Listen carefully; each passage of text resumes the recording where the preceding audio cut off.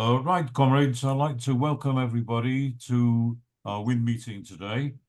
You may remember that a few months ago we had a very lively and interesting discussion on the situation in Sri Lanka, particularly the after effects of the aragalaya, the huge nationwide uprising that had taken place.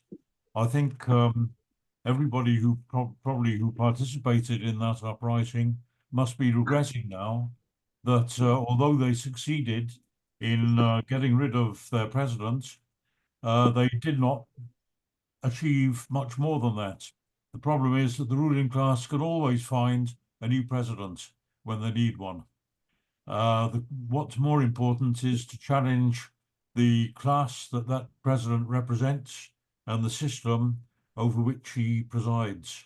So it's very interesting now to know that the consequences of not having really carried through their victory to a little bit more deeply, that we now have a situation where the Sri Lankan people and the Sri Lankan economy are threatened with an absolutely catastrophic attack by the International Monetary Fund.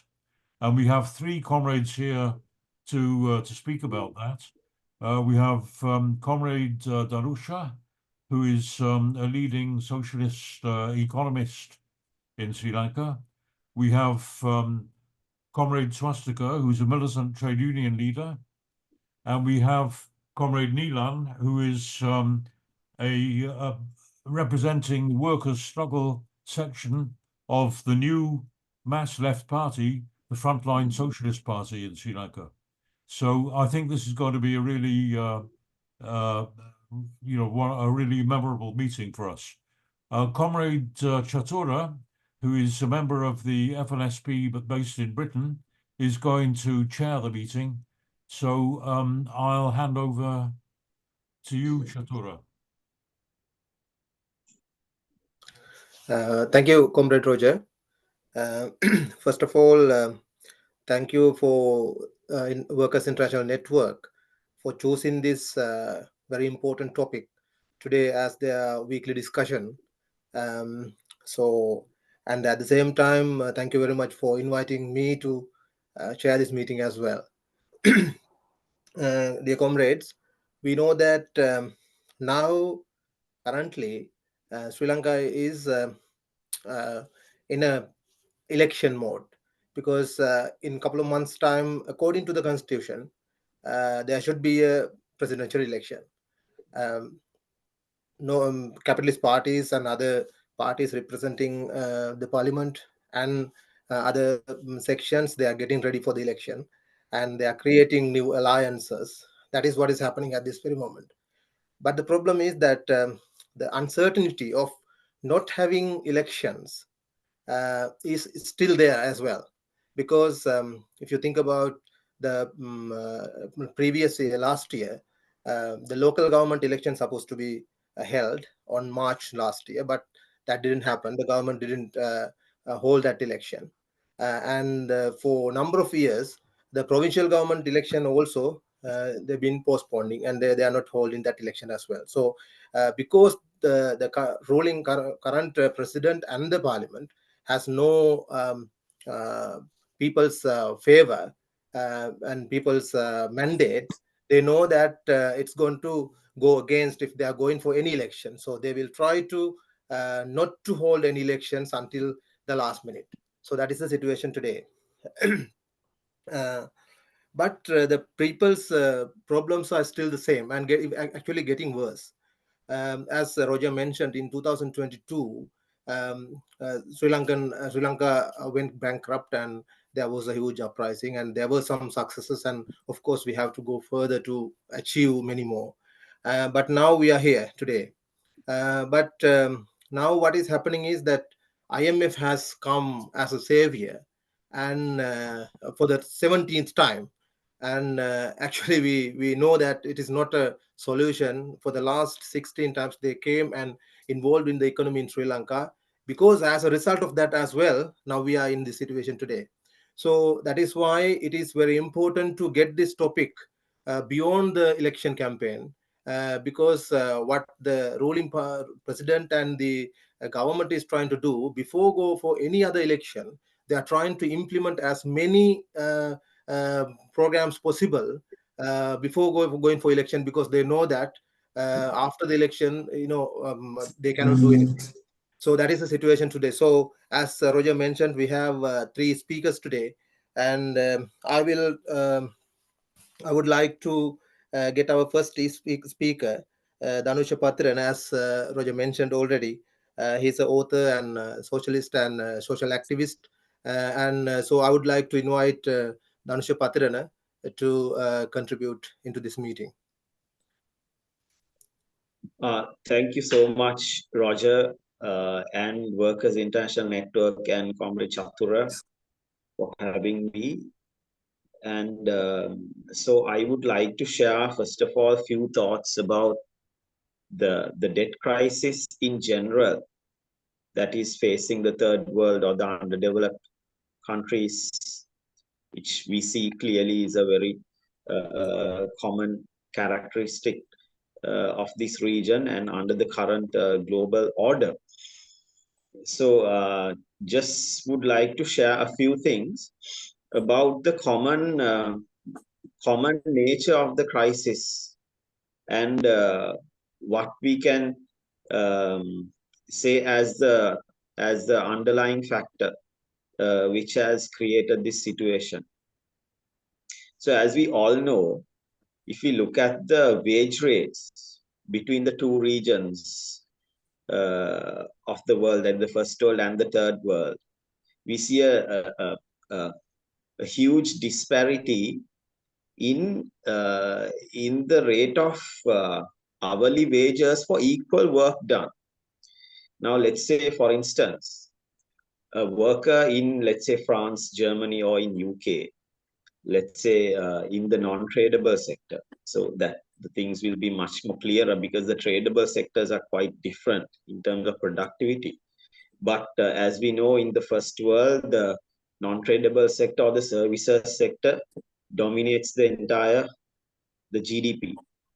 For instance, in the United States, the employment ratio in terms of services is, I think, over 90%, and industries only employ less than 10%. So let's say a general worker in the services sector, let's say a nurse who is working in the UK or Germany or wherever in the first world, will be earning a substantial amount per hour of his or her labor. But compared to the same work done here, it's the same, or maybe even the work is more intense in the third world, right? So for equal work done, the wage rates remain completely or incomparably different. Is to say the first world wage rates are significantly higher. And keeping that in mind, I would also like to point out that the type of production done in the third world, we say that is labor intensive. So that is to say, mostly the products that enter into world trade are done in labor intensive methods of production. So that is to say, the income that particular sector would generate, majority of that should come through in terms of incomes of wages or in terms of labor income. But before that, as we pointed out, the disparity in the wage rates between the two regions is so significant, or it's the first world wage rates are so high, and that for equal work done for equal type of work, this is the point which I want to really underline. So and the second point is that almost all the type of goods that enter into world trade from the third world are labor intensive. So in that case, if you take the total income flows, foreign exchange flows that is going into the third world, majority of that goes in the form of wages. And again, we highlighted that it's the wages that are at the lowest level for equal work done compared to the imperialist first world countries. So what happens there? So obviously, the flow of capital into the third world is significantly low for the equal amount of labor that is expended. And as a result, we know that you need capital reinvestments to keep employment going, right? So when the volume of capital flowing into the third world as a result of lower wages is significantly low, this region is impelled to borrow to maintain full employment levels of labor utilization in the system. That is to say, because the true volume of capital is not flowing into the region through the market mechanism, the imperial market mechanism, the third world countries are forced to borrow that capital to reinvest in sectors as a last resort measure to maintain full employment. So inevitably, they will have to multiply their foreign debt, and they will reach a point where that will lead to a type of a debt crisis. So, which is the same thing. I'm not saying the same thing in a way.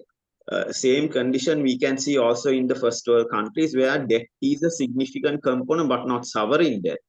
Say debt among students, debt among the private sector, and not so much of the sovereign debt, which has been a problem.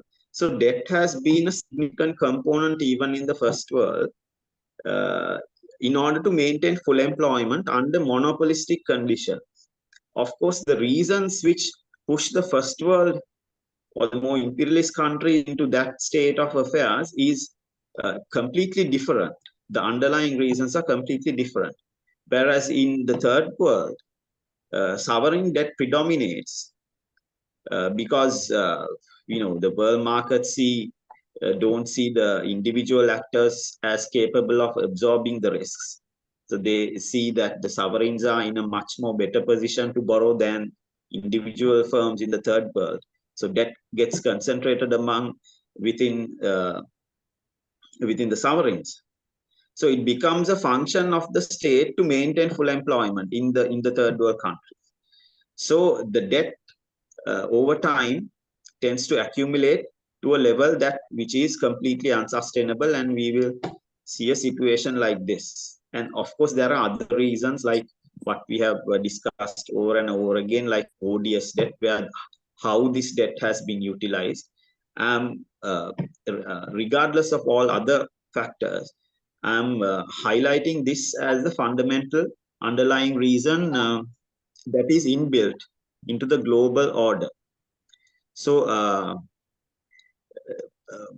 apart from that, now since we are talking about the IMF, I want, and you also have only like 10 minutes. I think I've already used that time. So quickly say a few things about the IMF program. What is going on there? So I think one of the key things which the IMF is right now doing in Sri Lanka, and I think elsewhere in the world also, they are giving out these fake debt ratios.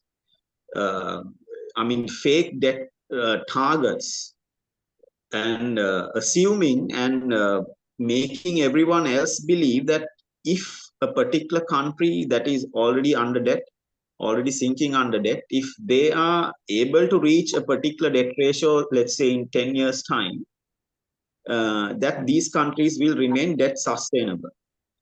But this is obviously completely outside, or there's nothing substantial to say that there's no way of proving that, for instance, in the case of Sri Lanka, IMF is saying Sri Lanka will be debt sustainable if we reach 95% of debt ratio. Now, I'm highlighting this point because everything, all the IMF policy seems to revolve around this ratio. Now, when IMF is saying Sri Lanka will be sustainable if it's capable of reaching 95% debt ratio, that goes without saying that Sri Lanka will not have to undergo a large volume of a haircut. This is where Sri Lanka is only, this is why Sri Lanka is only demanding 30% as a haircut for its, especially for its, only for its ISBs. And for its bilateral debt, there is absolutely no haircut, just the interest rates have been brought down to 2%. And there is a moratorium of 5 years. Apart from that, there is no debt relief whatsoever, and we have to finance all multilateral debt. And then we have sovereign, international sovereign debt, for which we are only supposed to ask for a maximum of 30% haircut. Now, this 30% is directly an extension from the rationale which the IMF has brought about. It has made everyone believe that if a country reaches somewhere around 95% debt ratio by 2032, I think, Sri Lanka will be sustainable in debt. But as we, I think, know, there are generally accepted ratios for sovereign debt or national debt, which is considered to be sustainable rates for especially countries with which do not have a convertible currency.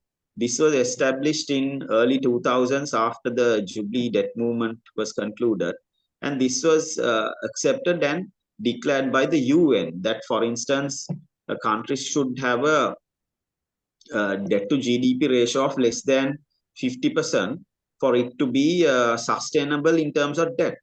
But then when IMF is saying when you reach 95% from 128% of the current level of debt, when IMF is saying you are going to be sustainable, then we will have to mobilize all the resources in the country through taxation and whatnot, inflation and so on. The government will mobilize all the resources in the country and prepare the country to repay this humongous amount of debt. So that is in general what is happening now in Sri Lanka. So they are passing laws, they are putting out bills. Now recently the Economic Commission bill has come out, which also speaks about this debt ratio, apart from other things. And what it has done, it has prevented Sri Lanka from asking for a large haircut. So, which clearly shows that IMF is completely distorting even these debt numbers or beliefs of the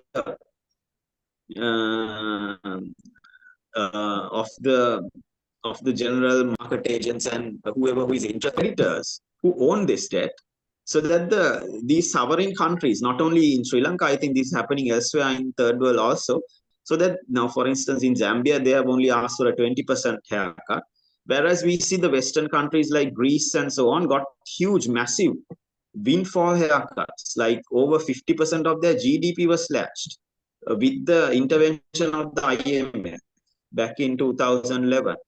And in Argentina, through a different process, they also got about 70% haircut.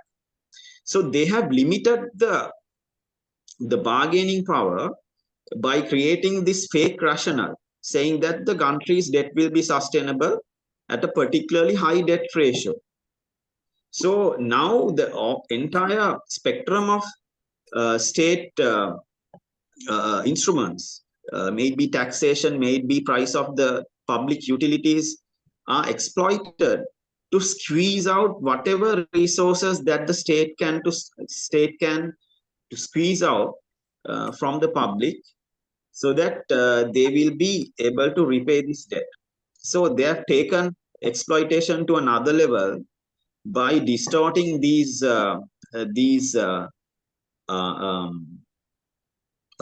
conventional understandings of debt sustainability. Completely distorted that and justified this very insignificant amount of haircut. And on top of that, they have also, in general, agreed to the idea that Sri Lanka will have to pay higher interest rates as a result of a debt-free structure if the GDP is growing, let's say, somewhere around 5%.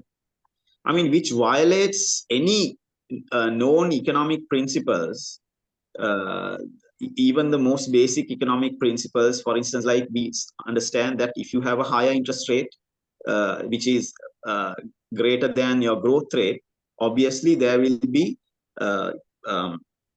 issues in income distribution, where income will be distributed in a way that is beneficial towards the owners of capital and also detrimental towards income earners through wages. So this has been established through this debt restructuring program, where they are even ready to pay interest rates up to 9.75%. Now, government is saying that they are willing to pay even 9% interest if the GDP grows to 5% by 2028. So this is an interest rate. So as a result of debt restructuring, we are bargaining for a higher interest rate. So this is the type of ridiculous, absolutely, utterly exploitative arrangement, which is now being pushed down the throat of the Sri Lankan public under the guise of being obedient to the international order, and that we are part of this this beautiful global order to maintain that that image. Sri Lanka is now has declared that they are willing to even pay 9% for a debt they borrowed at an interest rate of somewhere around 5 to 6%. So, and they are now calling it debt restructuring. So, so I would like to leave it there since time has run out. Thank you. Thank you, Dhanusha. And once we give our initial contributions, we can come into question answering part. So in that, you can contribute more deeper. And thank you very much for your contribution. And I would like to bring up our next speaker. She's also she's a lawyer and trade union leader in Sri Lanka, and she's also a social activist. And I would like to invite Swastika Arulingam to contribute initial contribution. Swastika? I would, hi, thanks, Chatura. I would like to perhaps start off where Dhanusha left about IMF targets, which the IMF has set for the for Sri Lanka, and how that is going to get us back into crisis, maybe even in the next 1 or 2 years. I mean, we're going to go into a cyclic crisis again. So this time when Sri Lanka was declared bankrupt, and our government said we are negotiating with international creditors and the IMF is going to be the arbiter or the mediator between us. They told us that international creditors have agreed to a certain amount of haircut, and the same amount of haircut we must have with local creditors, right? Or rather, we must make our local debt sustainable in equal terms. So based on that analysis, or not based on that analysis, this is what the government told us. So based on that, what they did was they restructured our domestic debt by using the statutory savings or the pension funds of the Sri Lankan workers. So when they said they were restructuring domestic debt, essentially what it means is they were restructuring the bonds which were held by the pension funds or the statutory savings of the Sri Lankan workers. And that's about it. They restructured those bonds, and then with that, the domestic debt restructuring finished. So the entire burden of domestic debt restructuring was put on workers in Sri Lanka. So after that happened and finished, now there is no more talk of domestic debt restructuring. Now we are told by the government that the international creditors are not really agreeing to the haircut, which we were told that they had tentatively agreed on, or so on. And while all of this is going on, the Sri Lankan government, the current government, or the president, the current president, he also comes from a very neoliberal economic background. He's in 1978 when Sri Lanka first liberalized our economy. It was the president's uncle who was in power, and he did a lot of things. He passed an anti-terror act, for instance. So any opposition which was going to come during the liberalization process, they were branded as terrorists, and then we still have that PTA, the Prevention of Terrorism Act. So he carried out a lot of repressive, political and civil repressive measures just to carry out the reform from closed market economy to the open market economy and so on. So this is his nephew, and he is doing part 2 of what happened in 1978. So one of the things which the government most recently have proposed, amongst many things, but this is the most recent, is that they have proposed something called the Economic Transformation Bill. Now, this is a law which is going to be passed in Parliament in the next 2 weeks. And basically what this Economic Transformation Bill does is it's that it takes targets which the IMF has set for the country. Now, Dhanusha was talking about debt to GDP of 95%. So it's literally taking IMF targets set by the IMF in 2023, and it's making those targets into law in Sri Lanka. So if it becomes law in Sri Lanka for the next coming years, debt to GDP cannot exceed 95%. That's what the law says. The GDP rate cannot fall below 5%, or the GDP growth rate cannot fall below 5%. That's what the target says, and so on. And we are told through this bill, we are told that these targets are supposed to take Sri Lanka out of an economic crisis into economic prosperity. But while they're starting, the initial sections of the bill says that if you read the rest of the bill, what it actually does, it breaks Sri Lanka into these small economic zones. So Sri Lanka is broken up into small economic zones, what we now call the export processing zones. But this bill is saying we'll break Sri Lanka into these small economic zones. And these economic zones are given to private companies to govern. Right? So Sri Lanka is basically being broken up into parts. And these parts are going to be governed by private companies. So the most obvious example I could think of right now is that in the northwestern part of Sri Lanka, there is an island called Mannar. And literally half of this island has already been sold off to the Adani company for a wind energy project. The agreement has already been signed, right? So what this bill is suggesting is that you're not only going to lease out land to this private company, but you're going to allow the private company to have its own powers to perhaps buy its resources directly from India. Or this private company is now going to have powers to enter into international agreements with maybe directly with the IMF. I'm just thinking, right? This international company will have its own labor regime inside that territory. So this bill is saying, in order to achieve the IMF targets, we need to break Sri Lanka into small land chunks, hand it over to private companies, and allow them to have their own rule in those territories of Sri Lanka. And the working people, the workers, will essentially be under the mercy of these private companies. And Sri Lanka has already experimented this. This is not something new for Sri Lanka. In the plantations, for 200 years, this is exactly what we have. Private companies ruling over a particular territory, and people do not have the right to own land. Workers can't even enter their children into schools without a letter from certain management officials of that company. So we already have that Sri Lanka in the plantation, where we have what we call slave labor. And now we are planning to expand that to various parts of the country. And we are told this is the only way to attract investments into Sri Lanka.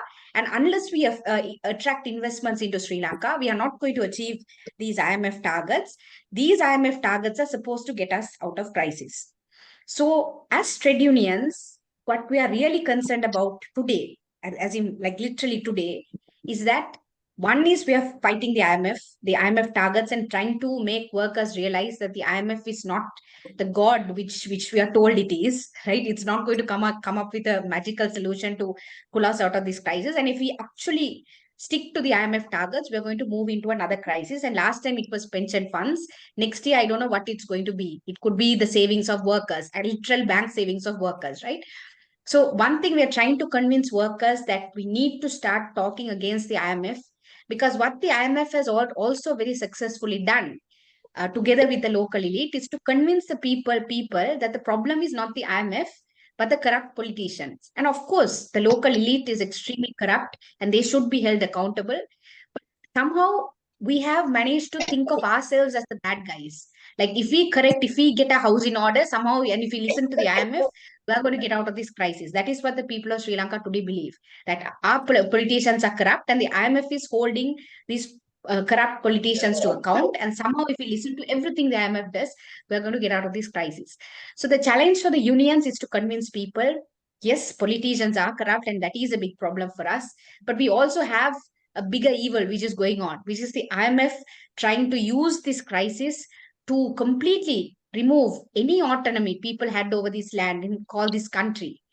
And we're trying to convince people that we also need to, in addition to fighting against our local corrupt politicians, we also have to fight against institutions like the IMF, which is exploiting the crisis in order to in order for profit, and to ensure that private creditors are paid off, even if it means starving the Sri Lankan people. Thank you. Maybe we can take more during questions. Thank you. Yeah, thank you, Swastika. Yeah, thank you for your contribution. And next, I will bring our third speaker and the last one. He's a doctor and he's a social political activist, and he's also a trade union leader in Sri Lanka. He's representing the Workers' Struggle Center, which is the trade union affiliated to Frontline Socialist Party.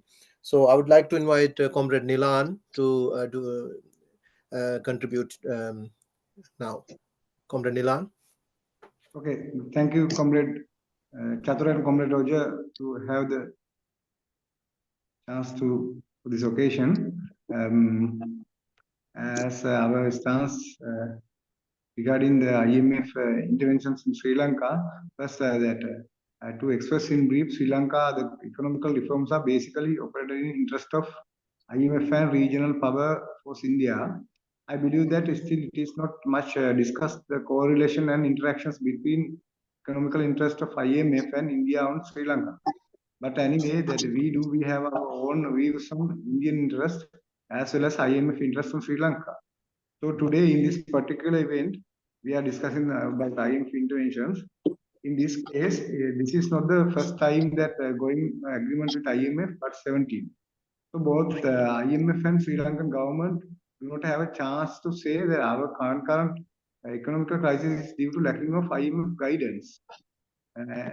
Anyway, for the 17th time, current Sri Lankan government and even most of opposition political parties believe that solution for our economic crisis could find with guidance of IMF. But we, as a leftist political party, do not see any chance of finding a way to exit from this crisis, rather going deeper and deeper in the crisis with IMF conditions. No doubt that as a country, we are in economic crisis, and basically it is a debt crisis, well associated with the foreign currency shortages. IMF, while granting a loan extension of 2.9 billion to Sri Lanka, put forward following main conditions: fiscal austerity, economic contraction, trade liberalization, privatization of SOE, implementing cost-reflective tariff system and electricity, fuel and gas, opening social security services to the market, grabbing public funds and pension funds of working class, minimizing the state service, changing land laws to expand the land market, deregulation means that legal reforms to dilute the environmental laws and labor laws and so on. I think that by some of those reforms and efforts were explained by Swastika and Dhanusha. So those are the main outline of that, how the IMF is intervening in Sri Lanka. So in Sri Lanka now, most of those conditions have been already implemented. We are in effort to organize a board mass movement against IMF conditions within Sri Lanka. So I think that Swastika also already said that actually in Sri Lankan people are not much informed the real regarding the IMF and its interventions. I think there is a challenge for us to that how to how to inform the people regarding that IMF interventions and in Sri Lanka, in popularly that as Swastika said, most of people believe that the government is corrupted, politicians are corrupted. That's what the problem with the economy. So IMF is very they are going to support the Sri Lankan economy and they are trying to fix the problem. So in Sri Lanka, but we are in an effort to organize broad mass movement. So we believe that debt restructuring need alternative global approach. There we need solidarity among countries suffered with that debt crisis against this debt mafia. In principle, and even in practical terms, cannot keep hopes on any capitalistic movement to give leadership for such movement.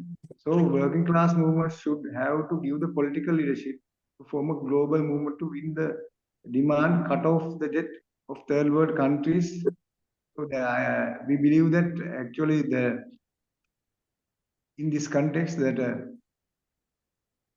IMF interventions are no in any way not a solution for this problem, and it will take us to a very to a deeper and deeper of the problem. So as a country and as well as all the third world countries who are suffered from that problem, we have to be organized, and that this organizing will not be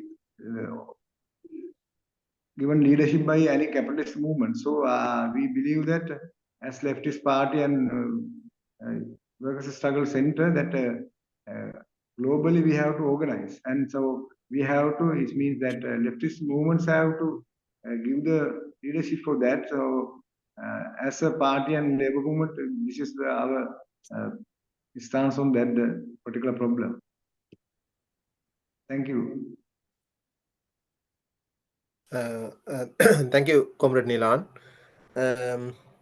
Now we can go for questions. If you have any questions or if you want to contribute into this discussion, so you can raise your hand and come and talk.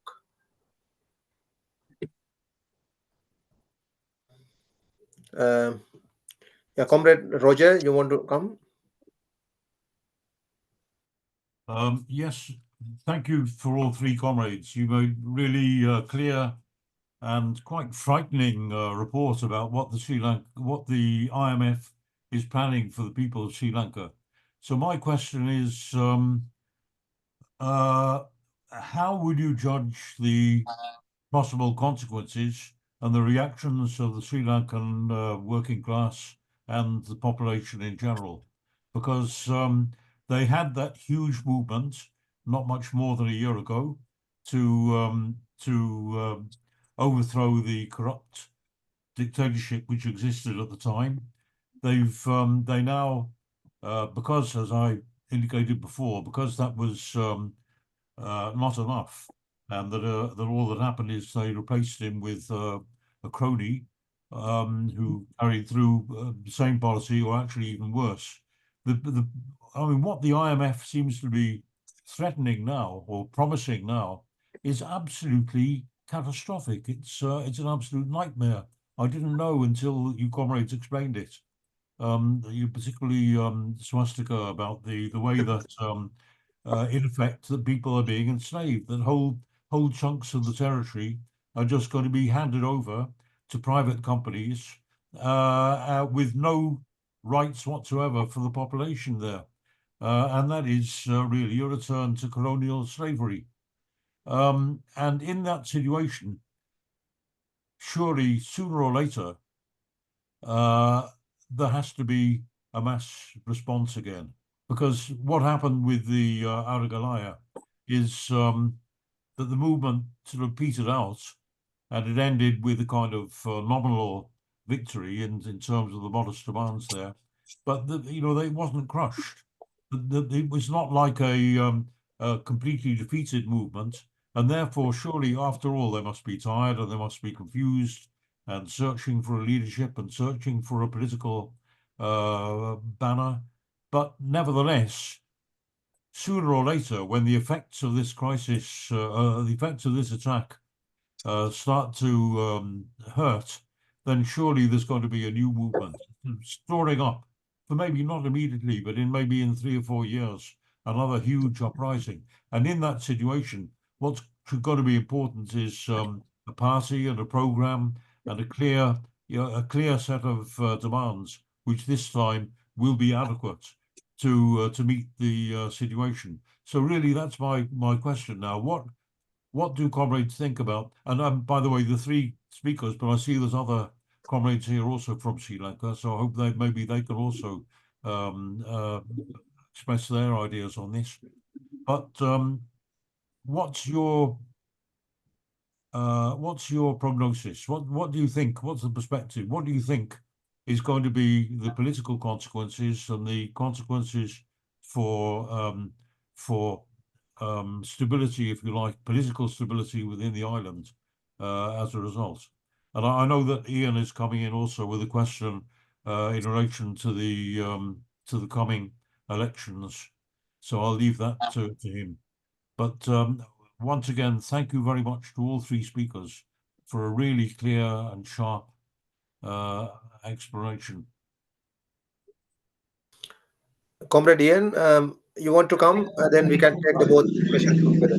Hi, thank you. Just as I get called, there's noisy traffic passing me for the first time in ages. Apologies, I'll try and maybe get off the main road. Yeah, on the election, I see it's in September or October. And for a long time, I saw that the JVP were leading the polls quite massively, which did seem to be something of a distorted reflection of the Aragalaya, that a party that had never been in power or come first before, that purports to be of the radical left, was leading with quite major double-figure leads. But I met a Tamil comrade. I've not had time to check if he's made the meeting today. Heard of swastika. Sorry, Ian. Just give me 1 second. Comrade, if you can mute your microphones, that will be better. Comrade Nuwan, if you can.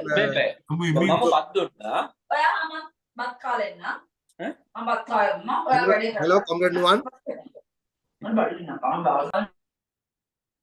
Aye. Okay, Ian, you can go ahead. Sorry about that. Yeah, Tamil comrade on the Palestine demo that I'm down in London for yesterday, when I was talking about it with him, what he thought of the JVP given their kind of Sinhala chauvinist history. He was saying, yes, they had been leading the election, but I was out of date. They're now falling behind, and I checked the latest polls. They're neck and neck with the traditional conservative UNP, having been way out in front for best part of a year, I think.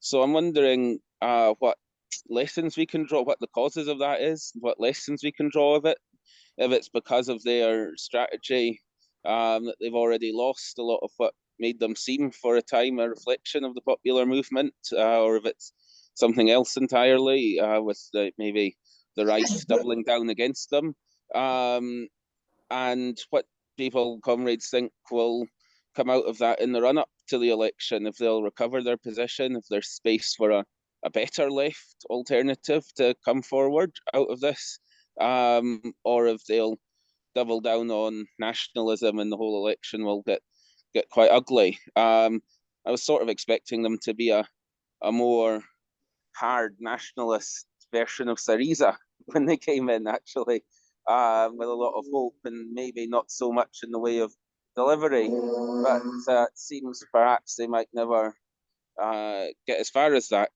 on the latest trend. So I was just wondering how the election will therefore be part of this ongoing struggle, because coming after the Aragalaya, it should have been really shaken up by it, but it's now going to be held 2 years after it, and with some of the old forces re-emerging and some of the sort of newer forces having overperformed, now underperforming. So yeah, I just wondered what comrades thought about that, as well as the resurgence of the national question itself. If there's been a reckoning for the genocidal violence in 2009 with the fall of the Rajapaksas, and now with the revelations that they might well have been working hand in glove with ISIS supporting terrorists to create an anti-terrorism scare with the bombings, the revelations on Channel 4 dispatches last year. If that's impacted politics at all, or even led to criminal charges, which it probably should. All right, thanks. Thank you, Ian. So if any of the speakers can come and answer these questions. So I'll perhaps start off with Comrade Ian's. Both are kind of, Rogers also is interconnected. So just give like an overall answer to both the questions. Is that there was a people's uprising, but one of the biggest drawbacks of that people's uprising was that there was no coherent political ideology. I'm not talking about a political leadership, but a political ideology which was pulling that Aragalaya through. And the second, I would say, drawback is that it was initiated and continued to be, there was a middle class kind of trend which ran through the Aragalaya. So the moment you got fuel and electricity, the entire middle class cover just left. And that's one of the reasons it became very easy for the Aragalaya to be broken down in August 2022. So lots of people call it the middle class Aragalaya. I don't think that's true. I think working class people participated, people from all walks of life participated, but middle class also participated, which is not something which we see very often in Sri Lanka at all. I think that is one of the reasons why the Aragalaya was able to gain that kind of momentum, because in Sri Lanka, the middle class is very strong. So having said that, after the Aragalaya, the only party which kind of took the Aragalaya I would say the party which took the Aragalaya in an electoral direction or used the outcomes of the Aragalaya to benefit their party was the NPP, which is originally was the JVP. So the JVP morphed into the National People's Party. And I think they took the spirit of the Aragalaya and kind of gave this promise to the people that we are going to now change this to, we are going to come to power and we are going to change everything. And the problem with the NPP is that if you look at their structure, in their leadership right now, in their leadership strata right now, you find people who are very close to the business class. You find people who are funders of the party, who have really questionable history when it comes to investments, when it comes to establishing businesses, how they treated workers, and so on. So someone like me who is from the left, when I look at the NPP and I look at the, the mass support which is the NPP is getting, and possibly they could win the presidential election, possibly they could become the largest opposition party in the next parliament. I won't really say that the left is winning, because they have, they try their best to say that they are not left in their public speeches. They kind of create, or they try to create the image that they're centrists. They're not left, they're not, communists, or they're not socialists, but they're, very pragmatic and practical people who are looking at practical alternatives. Oh, we are going to go and negotiate with the IMF. And that's the kind of rhetoric they put out. They want to sound practical to the middle class. And that is always problematic if you look at the history of Sri Lanka. But one of the things which the NPP has been really good at doing is compartmentalizing their campaigns. So when they speak to the middle class, they speak in a particular fashion. When they speak to the working class, they speak as if, they're going to come to power and you're going to have union rights and you're going to have labor rights and so on. But when they speak to the business class, it's a different language altogether. So they have been very good at, compartmentalizing and talking to different classes. Despite that, there is a surge of popularity for the NPP. One of the reasons is I think people are tired of status quo parties. The people are tired of the faces. And there is no alternative to status quo parties in Sri Lanka, and NPP is now seen as the credible alternative soon after the aragalaya. And I think they did a good job in kind of crushing that spirit of the people to actually revolt. Now it's like, you wait for the elections, we will do everything for you. You trust us, we are going to do everything right for you. So that spirit of, we can hold people to account when they don't listen to what we are saying, I think kind of has been crushed diluted by this promise of elections by the NPP, which is supposed to be a left party, ironically. So that's on the election side of the NPP. In terms of the nationalism and nationalist question, there's been no reckoning. Even after the aragalaya, I mean, there has been space in terms of discussing these issues in the South. But overall, in the politics, there has been no reckoning, and no, even people have not really made the connection between the Rajapaksas and the war crimes and what happened with the rest of the country. So with the aragalaya, there was an opening. And we still continue to hold these discussions in the opening we found, but still it's very much, very small. It's not, I won't say it's at a national level. I mean, it's better than what it was before, but still not at a national level. And because of that, I don't think there has going to be any radical change in terms of the national question, the minority issue. Sri Lanka is going to become race is going to become one of the central themes of the new elections, because as Comrade Ian pointed out, JVP has a very very nationalist, racist past, and they're not willing to recognize that, or even say that we made a mistake. So that is going to remain. For the minorities, I don't think anything is going to change. But in terms of electoral politics, NPP definitely has gained popularity. There is a real chance that they can win the elections. Of course, the status quo parties still have not started campaigning. So it's only after they seriously start campaigning will we know where our cards lie in terms of the NPP. Some of the left parties are in discussion to form a coalition to actually have that say in the election. We're not going to win, but we're having this discussion. So hopefully that coalition will also come through. We're not going to win anything, but at least we want to have that alternative space when it comes to elections in terms of the left, because otherwise we don't actually have a left voice in during the elections. Maybe Nilan and Dhanusha can add.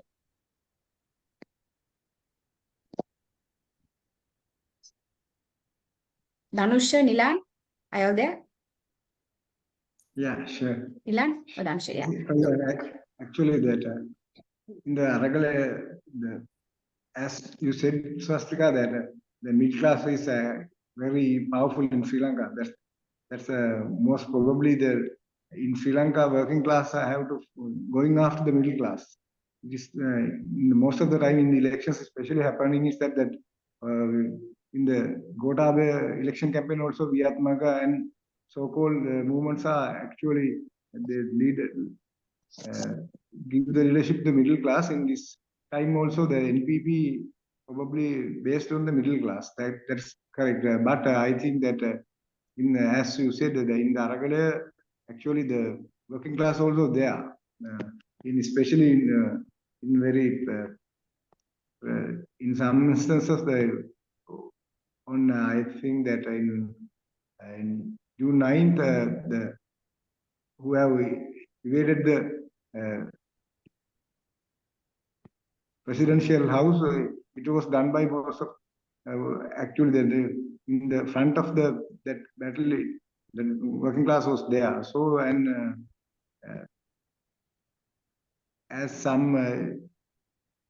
a party, we SP and some other activities, progressive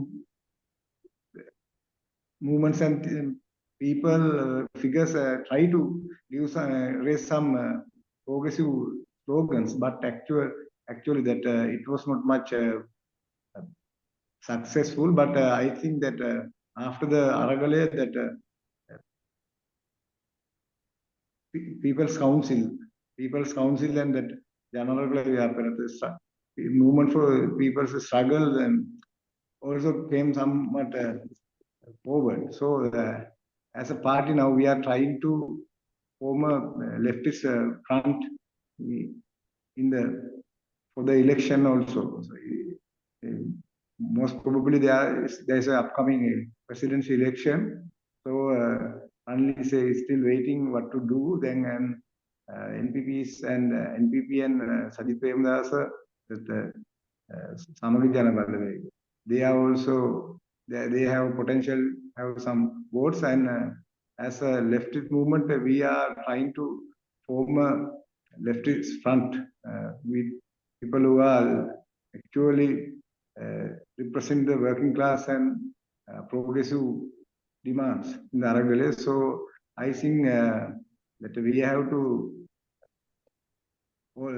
get it means that join all the demands of that working class, and especially that IMF interventions and the fight against the IMF conditions, and other side that even regarding the national cohesion, actually that as a party we are also looking forward to go somewhat ahead in the national cohesion. So I think in the future something more than that in the present we can go ahead. So we have a hope to build a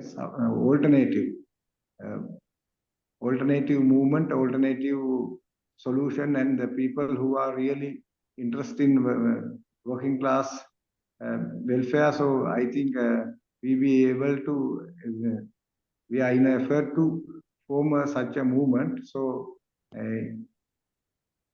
not actually in the for the election, and from beyond that, we are hoping to and trying in an effort to make this successful. Thank you, Nilan. Now we have another question from Dominic. Dominic, you can talk.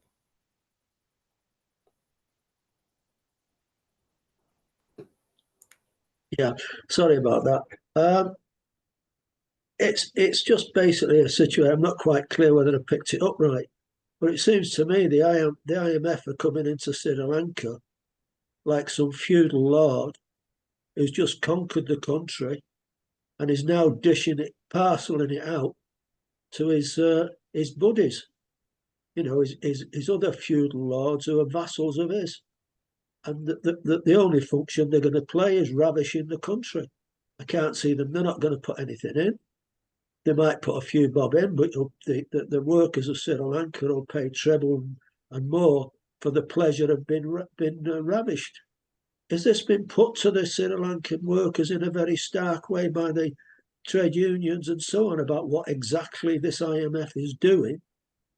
You know, and this is on the basis of what they would do in a different country. They treated Greece like this because they stood up against the powers of capitalism. They're treating Sri Lanka like this because they're standing up. They're doing no favours to anybody. They're nothing you can rely on. They're not friends. These are mortal enemies, and they're just going to destroy the country. And it looks like they could even move to the situation of having fiefdoms throughout the country, parcelled off, having different laws, different regulations, and so on, with the package that was described. If they can do in one country, in one part of Sri Lanka, have deals that are legally binding, are they legally binding on the whole of Sri Lanka, or that just part of the country? They're just carving it up and doing what the hell they like. And it's going to be the working class who are going to pay the price, you know, in almost in starvation if these people get the way, because they're quite capable of going that low. So I think, you know, this whole question of how you rally and how you try and work for left unity, and I don't mean on the basis of just being nice to each other, on a serious programme of taking over the economy. This is what's got to be based on, because these capitalists are not capable of running an economy apart from the fact of stealing. That's the only basis they're into, is theft. And it's the working class who are going to pay the price. So we should be reclaiming what is ours, what we created, and they have stolen. And that's the programme, on the basis of the economic programme, and then running that on a democratic basis under works control with local committees and local organisations around the factories, around the workplaces, and around the local communities. Anyway, I'll leave it at that. Thank you, Dominic. There is another question also from Steve. We can get both questions together. Steve? Yeah, well, I mean, I don't think you really presented what politically is going on with the left in Sri Lanka. I mean, there are other parties, LSSP, their left parties are Trotskyist parties in Sri Lanka. What are they doing? What's their role politically? And what's going on in the unions? And you haven't talked about the role of the unions in Sri Lanka in fighting the IMF. And are there any organized United Front efforts to get the IMF out of Sri Lanka? Is that an issue in the unions? The other question I have is the role of China investments in Sri Lanka. What have they invested in China, and what are the conditions of workers? And what's the role of the unions in relationship to Chinese investment? Thank you, Steve. Maybe I can answer that question, particularly in terms of what the unions are doing particularly in terms of the other left parties. Maybe Nilan can speak about what FSP has been doing, but in terms of the Communist Party, the NSSP, and so on, they're not really opposing the IMF. To be frank, some members of old left parties have formed coalitions with certain members of the nationalist parties. So there is no alternative, serious alternative resistance to IMF in terms of the left political party, so to speak.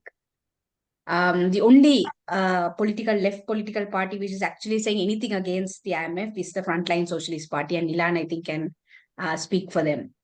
So many of us in the trade union movement are actually working with the frontline, particularly in terms of the IMF resistance, because they are the only left political party who is actually talking about resisting the IMF. In terms of the unions, what we did since last year is that we realized that we can't fight together because the individual unions and the membership we have is very weak. And this has been the case since the 1980s. Slowly, gradually, the union membership have been falling.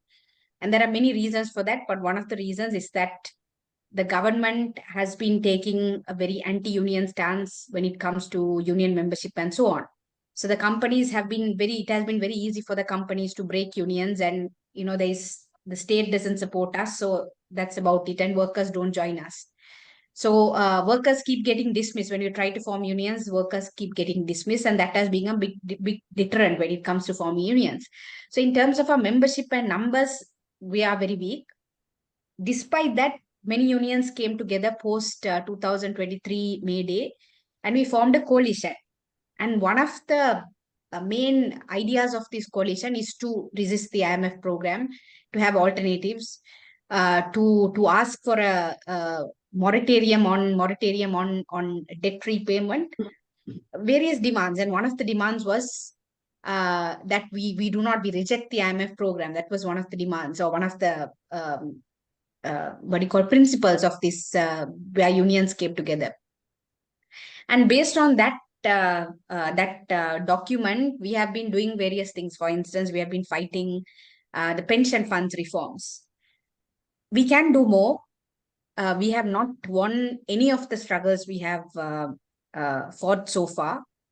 There has been lots of debates and disputes on how this has to be done within the union movement.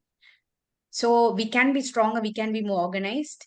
But a central theme of that unions coming together has been fighting the IMF. But I should say that we have not been at all successfully even putting forward an alternative credible proposal which workers are going to buy, and workers are going to start fighting together with the union leadership and so on. So that is where, in terms of the unions, in terms of the Chinese influence, interestingly, with the whole the negotiation which is happening with international creditors, China is one of the blocks in which they have not come to a final agreement, because the international creditors are refusing to give us a haircut. The IMF can't finalize a deal until they give us a haircut, and the Chinese are saying, why should we go by your package?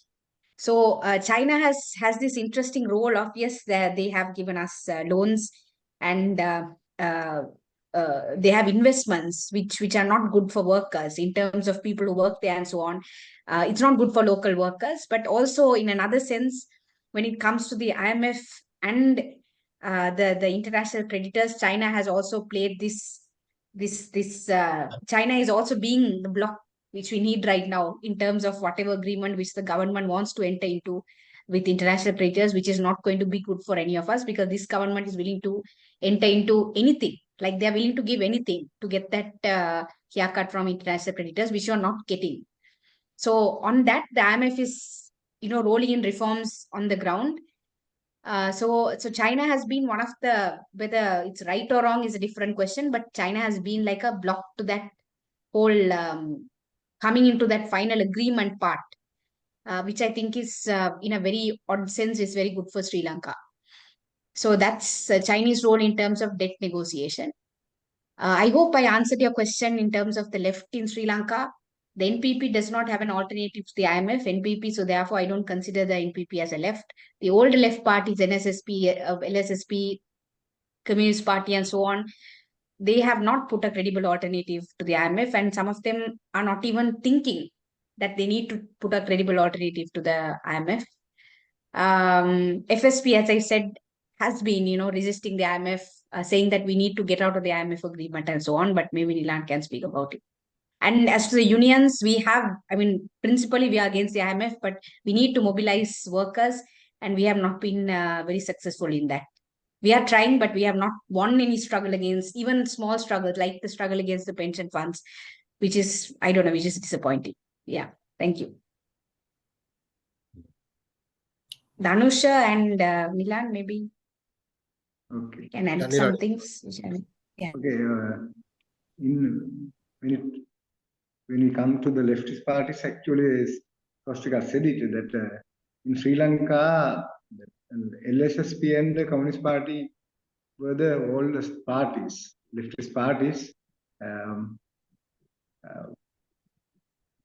After they went to coalitions with bourgeois parties past days, now they are not, they have names, they have names as leftist parties, but they are not acting as leftist parties. So JVP or Janata Vimukti Peranam was the party who has tried to play the role as a leftist party, but after the split in 2012, that we have formed new party, Frontline Socialist Party, and JP, then they converted into the NPP following few years. Now they are totally dependent on the election, so they have transformed into they are actually trying to make happy the middle class, and they are gradually giving up all the leftist values they are giving up. So I think that they are not much interested in IMF issues, and the thing that the dangerous of the IMF interventions, they are not much pay attention on that, and they are only thinking of the elections. So they are not. They have some trade union power also. As a example, once we talking about that local debt restructuring, EFF and ETF was affected. So we, Swastika, and our Dhanusha, then our party and some of trade unions, we tried at our best to avoid that, to avoid that local the negative, to avoid the negative effect on that EPF and ETF and the pension funds done by the local debt restructuring. But some trade unions were only just pretend that they are fighting against, and that not actually they are not genuinely fight against that. So that fight also lost. We have lost the fight actually, and in terms of IMF interventions, as trade unions and as leftist parties, the only effort that somewhat came to national level, and the influencing effort was that fight against the EPF and ETF funds. But in other instances, some of our trade union members are working people even don't know what is happening with the IMF, that we are trying to make them, trying to explain them, trying to get them some education on those reforms, and but people not much interest in actually with those things, and they, as I said previously, some people they believe that IMF can do something for us. IMF can fix this problem. So they are not much interested and not much listen to the things that what we are talking about the IMF. So I think this will not continue long for a long time. That after an election, that these things would be changed. The situation for the time being, that we are trying at our best to make the people educate the people. What is the danger of the IMF interventions and the things happening in Sri Lanka? But we believe that after the election, people have to pay more attention what is happening here. Until there is an election, people is after the aragalaya, they actually with the NPP involvement and other things, the other forces who drag pull the aragalaya back, some of people in Sri Lanka, they have an idea that we will give the answer to the previous government with the vote. So they are waiting for election to respond to the government, like that. It is a reaction. Actually, people are in a mind of give a reaction to the Gotabe's government rule. And I think up to that, we have to keep this fight in a basic level, and after election, the people have to listen to us also, because it is pretty sure that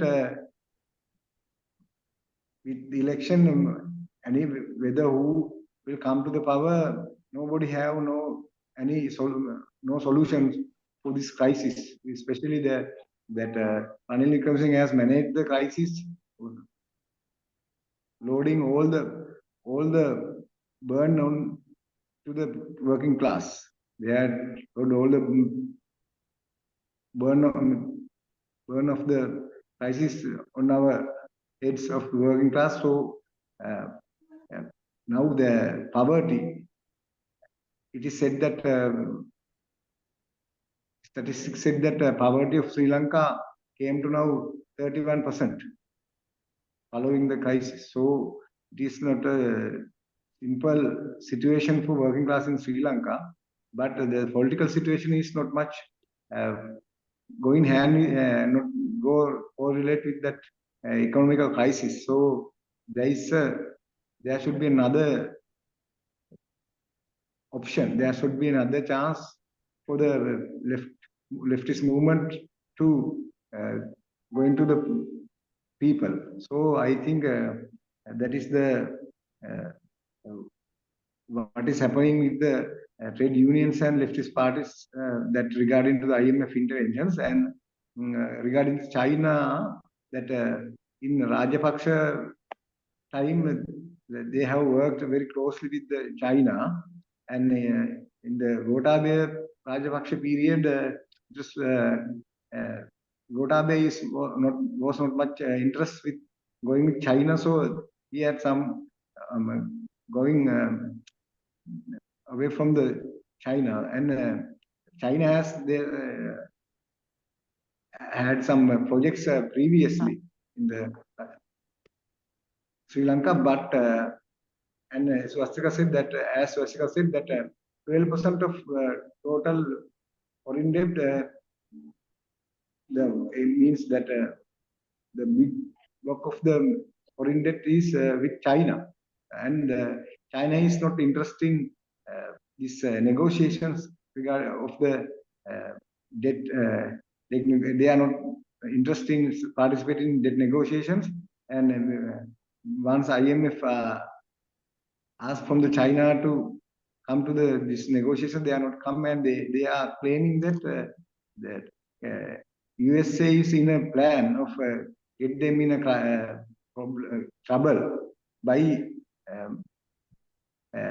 once they are going to negotiate and they are going to give a haircut of their loan debt for Sri Lanka, then it would be working for all the countries that they have given the loans in the overall the world. So it is a plan of USA to try to get down the China. So they are not come to this negotiations even. So IMF can, and then IMF is also not in a plan. I believe that not in a plan to give a haircut for us, but they are even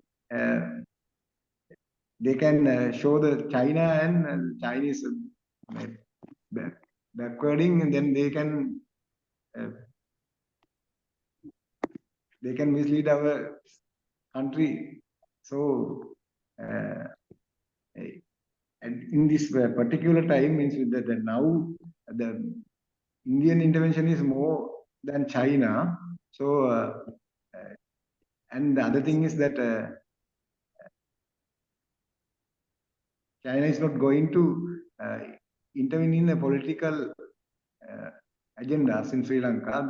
They are only the intervention is in the economical area. They are not coming to politics. So, but the USA and India, they are come to the political area also. So our much interest is nowadays going on that those interventions. So I think that China is waiting for their time. They are waiting these days. They are waiting. They are looking at India what they are doing, and they are the latest news is that actually China is trying to have some space project with Sri Lanka. Then they are now they had a final approach, a pathway to again intervene to Sri Lanka. With that interventions, the things may be changed, the situation may be changed, and even our slogans also may be changed. Up to now, China is waiting. So the most critics are going towards India and USA. That's regarding the Chinese intervention. Thank you, Nilan. Dhanusha, you want to contribute anything? I would like to add a few things.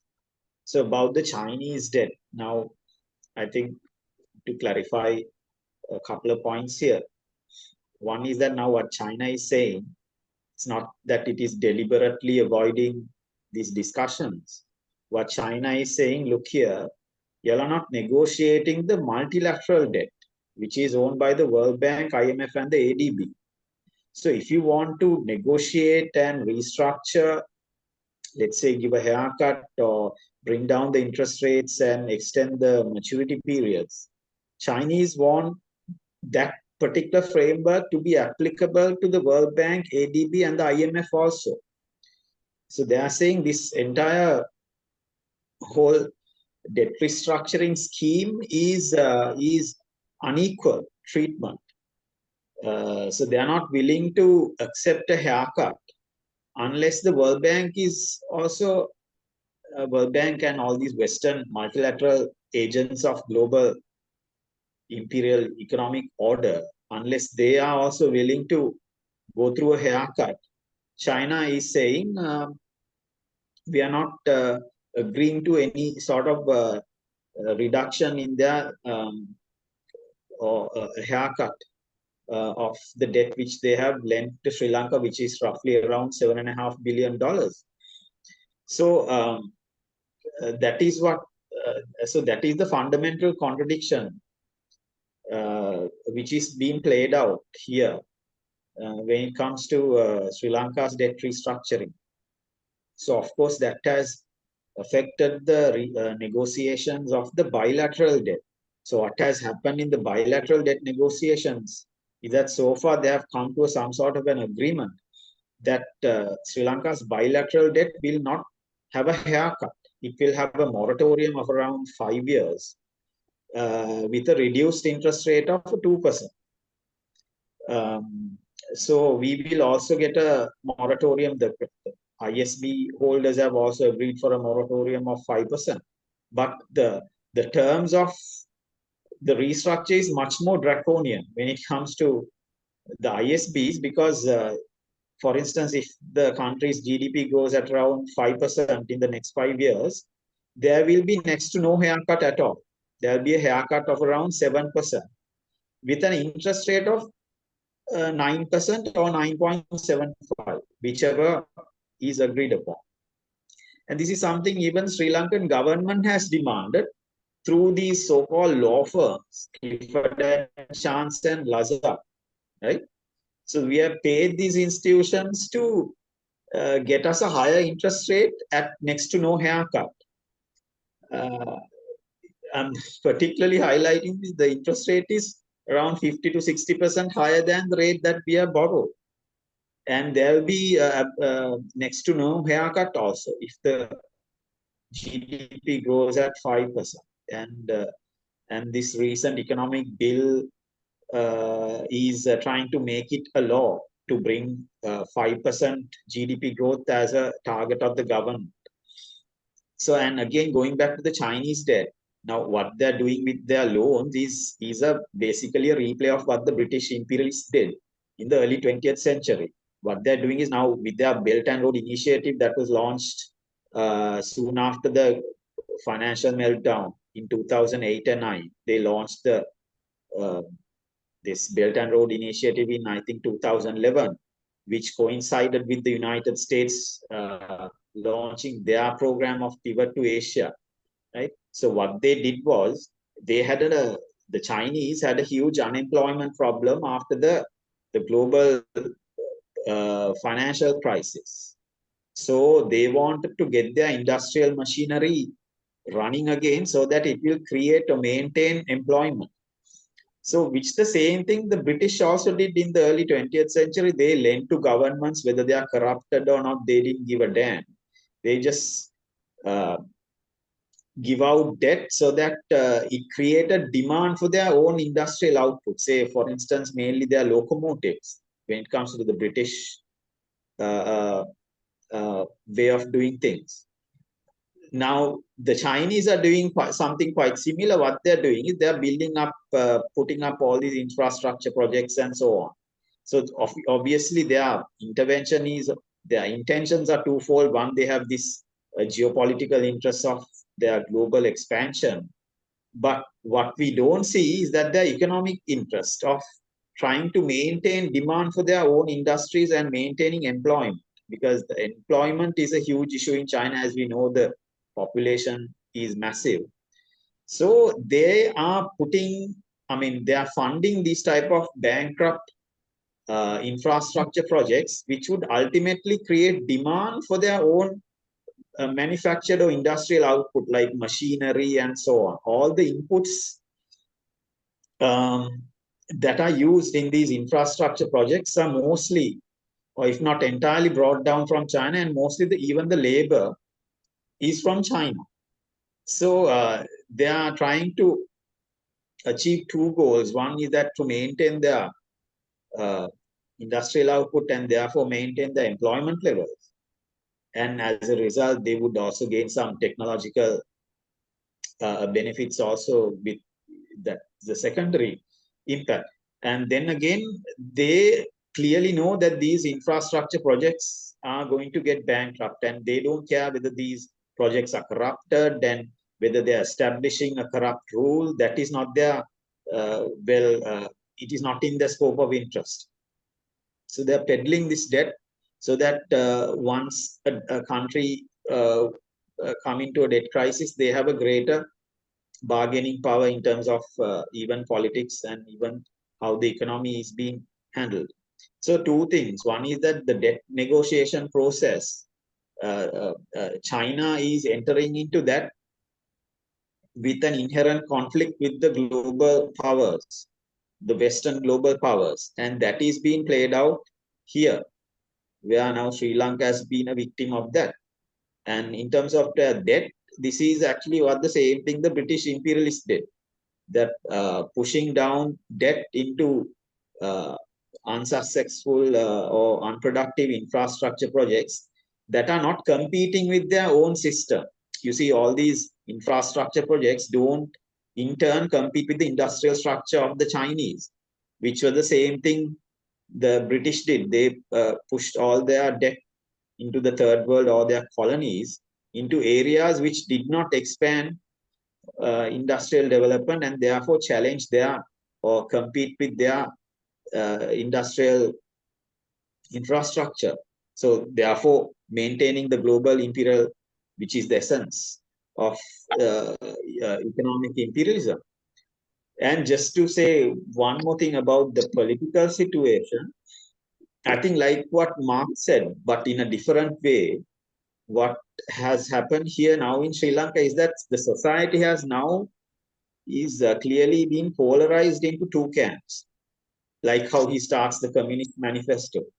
So on one hand, other than the communist or a more authentic left, we have a yearning towards a more nationalist, and also this is the paradox here, a more nationalist and democratic bourgeois type of a political camp represented by the NPP, where I think a large section of the population have gravitated towards that camp. And also, on the other hand, we have the traditional political parties who represent the ongoing bankrupt, underdeveloped order, which is more like an oligarchic structure dominated by this corrupted markets and so on. So it has polarized into these two camps.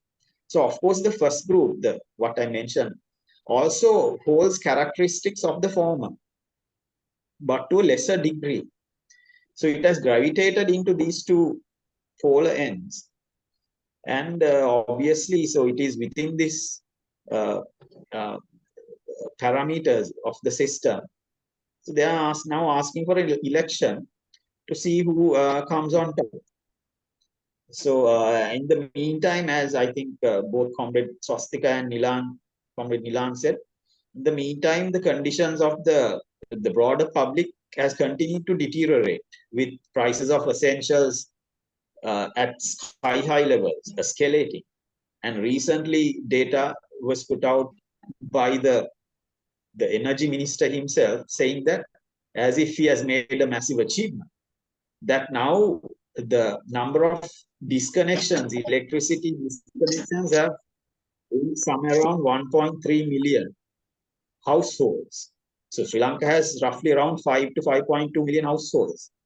So that means it's the amount of people that are now plunged into darkness is greater than 20% of the population. Which is, I think, in our earlier meetings we were saying it was around 1 million. Now it has even increased. And one more thing I want to say is that Ranil Wickremesinghe has nothing to do with managing a crisis. What happened was that the crisis reached a peak where the international commodity prices escalated due to Ukraine war and also effects of COVID and so on, where we saw price of coal and LP gas increasing about 7 to 8 times compared to the price level in 2021. In 2022, the prices reached about 7 to 8 times. And then oil prices shot up to around $140 a barrel from some around $60. So again, greater than 100% increase. Now that those prices didn't remain there. If you can easily Google and see how the prices have behaved, they started gradually coming down towards the end of 2022, where now Comrade Swastika was saying sort of the aragalaya petered out when the electricity and all that essentials returned, at least partially. So that return of essentials basically happened, coincided with the declining of international prices of this command, highlighting this point because these three commodities on their own account for more than 1/3 of Sri Lanka's foreign exchange expenditure in terms of imports. So when these prices came down, the demand for the dollar came down. As a result, we saw the currency stabilizing and some sort of confidence that vanished, which because our debt default coincided with this spike in international prices, and then the level of confidence markets had with our foreign exchange market vanished, which sort of returned after prices coming down when the currency stabilized with rupees not having to demand so much of dollars. And as a result, we saw remittances and all that coming in. So Ranil Wickremesinghe had anything to do with this, right? This is because this has become an idea even among the left and even in the right. Of course, they would like to peddle this idea that Ranil Wickremesinghe somehow managed the crisis. And now that at least the country can function to an acceptable level, but he had actually nothing to do with it. The return of an apparent normalcy was in fact determined by what happened completely outside the scope of Sri Lanka. So yeah, maybe I'll stop there. Running out of time. Thanks. Thank you, Dhanusha. Actually, we are coming to the end of the meeting as well. We have another question as well. So what we can do, we can take Comrade Dominic's question, and if comrades, the guest speakers can summarize with that question as well, I think that will be good. Then we can finish the meeting. So, Comrade Dominic, you can ask your question.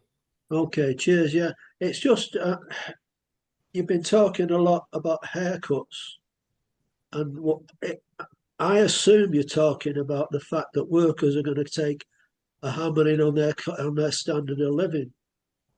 That the question is that there's going to be cuts in their standard of living, their inability to buy the food that they're buying now, to buy the other things that they're buying now. And if that's the case, I don't understand why the terminology haircut is being used. It doesn't explain anything to workers, to my mind. If you're going to get a cut in your standard of living because of what the IMF are doing, you should say we're going to get a cut in the standard of living if these things go through, straightforwardly. And I don't understand how, in what I consider the world to be in an economic recession, Sri Lanka, with all the problems it's got, is going to have a 5% growth rate. Sort of in Europe, they're talking of 1% and 2% as a possibility. The only economy that's gathering pace, or has got rates like 5%, is China, and their rates are slowing down. When was the last time Sri Lanka had a 5% growth rate?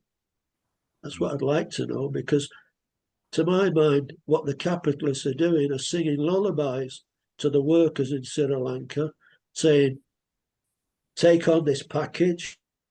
After a couple of years, things will be back to normal and it'll be all well and good. And the reality is that they're out to ravage them. And I think that's got to be spelled out. So I'll leave it there. Thank you, Dominic.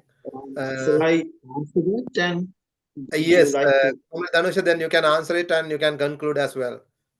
Taking a few minutes. So I think it's a great question. So I mean, here, if I say a few things about the growth rate. Now, Sri Lanka had a growth rate of about 4% in the last quarter. Now, I think what we need to look at is where the growth is coming from. Obviously, from the wasteful, unproductive sector, right? So, and I'm not, no, I won't completely rule out this 5% possibility, because now they will get a debt moratorium of 5 years. So Sri Lanka will not be having to pay this debt, which they have accumulated so far up to 2022 until 2028.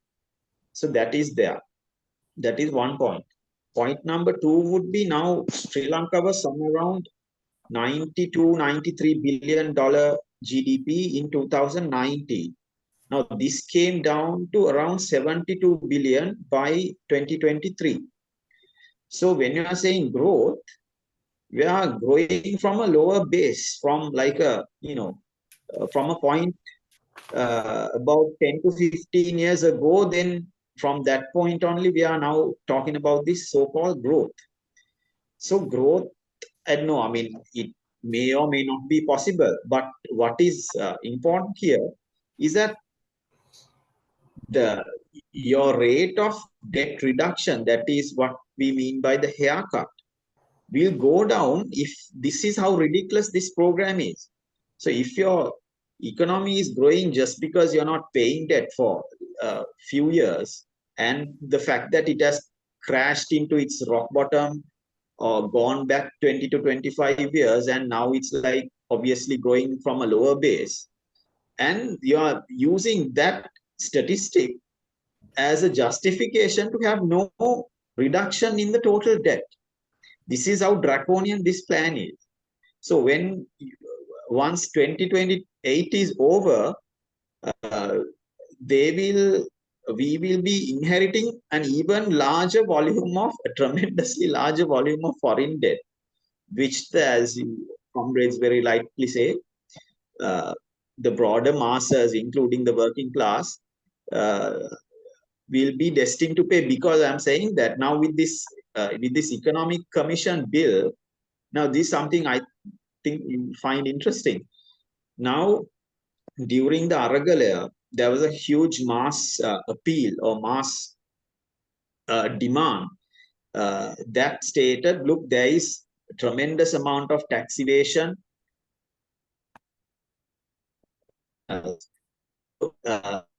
This came from the masses, despite it being more like a middle class, as I'm saying, it's like a more democratic middle class bourgeois movement.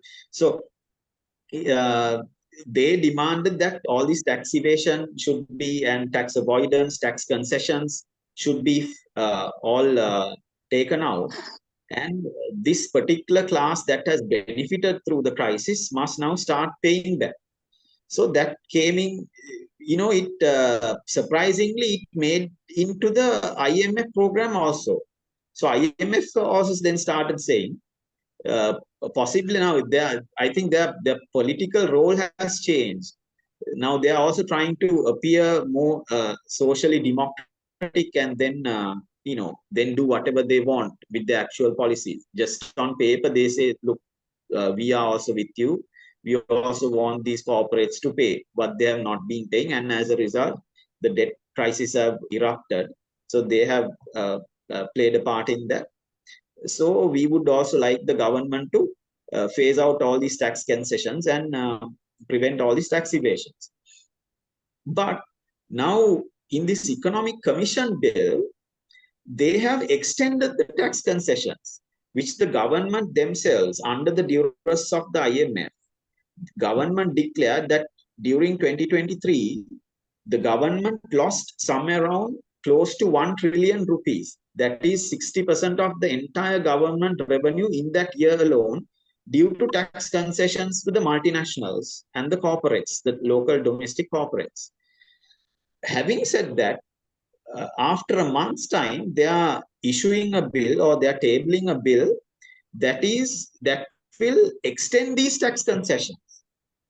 So we see that at the paper, at the surface level, IMF is trying to portray itself as progressive, while these demands are not legally binding, right? What is legally binding would be that the working class and the broader masses will be inheriting this debt, and they will be paying the debt, because when you extend the tax concessions while not giving a debt reduction and increasing your interest payments to 9 to 10%, what we see is that the burden of debt entirely falls on the general public repaying the debt. So we will see tax rates going up, and even the prices of the essential utilities which the government is providing, they might even go up further. But of course, further down the line, now the repayments would only start in another 5 years' time. Yeah.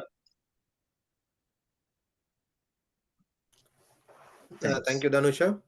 And next, Comrade Nilan. Also, no, Comrade Nilan, you can, if you want Can to I answer. summarize? Yes. Actually, that there is a huge IMF intervention in Sri Lanka. So we believe that.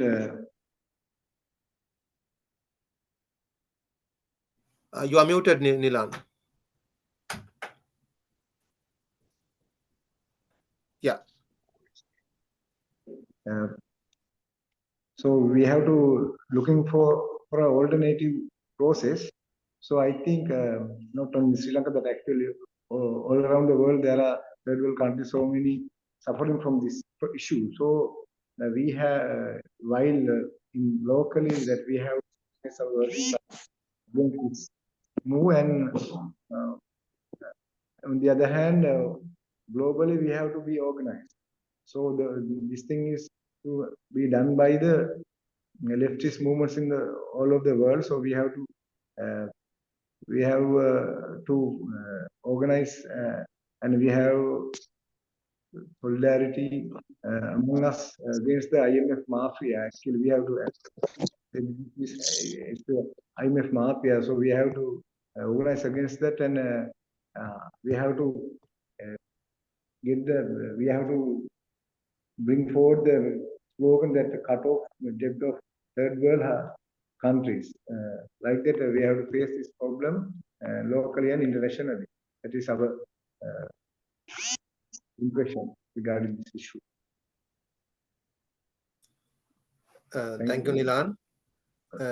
Comrade Swastika, so you can come in and conclude your speech, taking a few minutes. Swastika.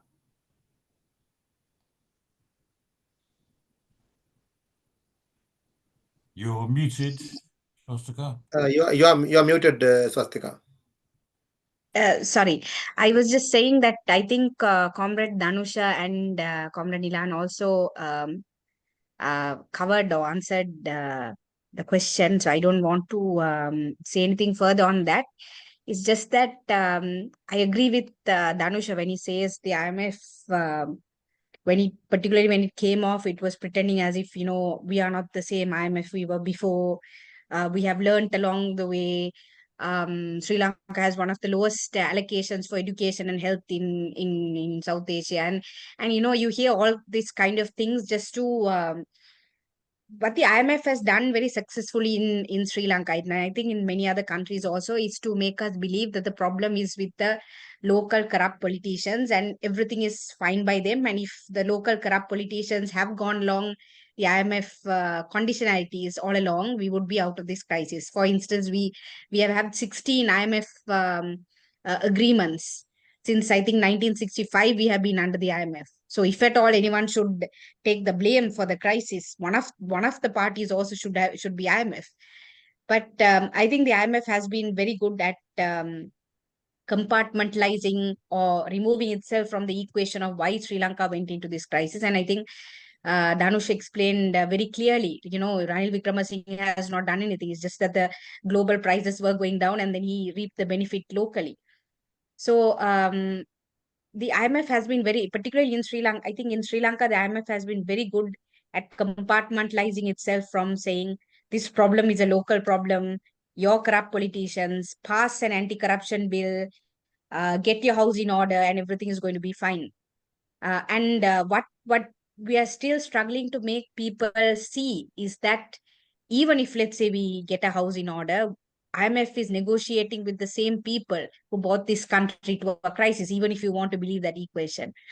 And we the workers still have not, we have not, I don't want to put it on the workers, we the unions have not done a good job in sending the message to the workers that if we are going to listen to prescriptions from the IMF and make that into law, we are going to see ourselves in another severe crisis. In another, I mean, now we have fuel and electricity, but you heard, like, initially it was 10% of households, now it has almost doubled of households which don't have electricity. So we are slowly moving back into the crisis, and in another 1 year we are going to find ourselves in another crisis situation again, like what we saw before.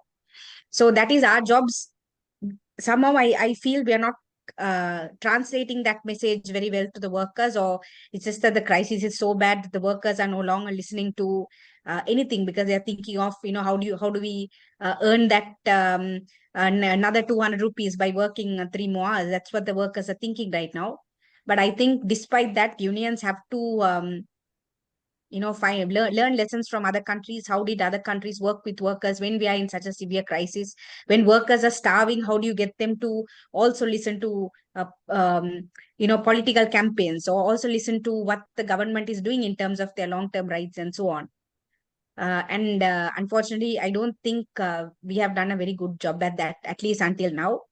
But we are constantly thinking, and we are constantly trying to get new ideas, constantly trying to re-strategize, and see where it goes. So hopefully we will come out of this, and unions will form a strategy to get workers back on track in terms of struggles and so on. So that's the hope. Thank you. Thank you, Swastika. So before I hand over the meeting to Roger, I would like to get a few points here. One thing is that, as comrades mentioned, in the aragalaya, I think the role that organized workers played is not enough. That was one of the main lacking points that we had. And still, and the other thing is that even in Sri Lanka, even capitalist parties, there are some trade unions affiliated to capitalist parties as well. So we are divided into parties. So now, as Frontline Socialist Party, actually, we are trying to, in one way, we are trying to organize workers, like, for example, doctors, nurses, and other workers are in separate unions, but we are trying to get them into kind of a center, like health workers center, to avoid these internal contradictions and get together and fight together in those areas. So doctors are fighting for minor staff issues, and minor staff also working with the doctors and other nurses and all together. So in the other way, we are trying to get some kind of workers committees in local areas, maybe in which health workers, teachers, and factory workers sitting together and talking in those committees, like workers committees. So going beyond the trade unions, we are trying to get some other structures as well to organize these workers. I think that workers need to play a great role here if you are going to fight against this issue. So those are the points that I wanted to make. And finally, I would like to thank all the speakers and great contributions, Comrade Swastika and Comrade Dhanusha and Comrade Nilan as well. So I have one announcement to make here as well. We since 2022 in the UK, we were always trying to be with the people in Sri Lanka, and the purpose of the aragalaya. And we did 2 times a march in London from Sri Lankan High Commission to Downing Street, through Oxford Street and Regent Street. So we did 2 times, and even next month we are planning our 3rd march from Sri Lankan High Commission to Downing Street, in solidarity with the people in Sri Lanka. And we believe that this struggle is not finish. And it is, of course, momentum has gone down, but we need to get that momentum back. And at the moment, the intervention of the India and IMF is huge. So we have to. It is difficult. It is not popular, but we have to get that momentum back, and we have to educate people. We have to bring that awareness to wherever we can. And so that is why we are doing this march this time as well. So it is on 14th of July. It's a Sunday. We are gathering in front of Sri Lankan High Commission, London, 12 o'clock, and we are marching around 1 o'clock towards Downing Street and finishing at Downing Street with a rally. So with that announcement, I would like to hand over the meeting to Comrade Roger. Thank you very much, Comrade Roger, and the team of the Workers International Network organizing this, bringing this topic to talk about Sri Lanka and the IMF. Thank you very much, Roger.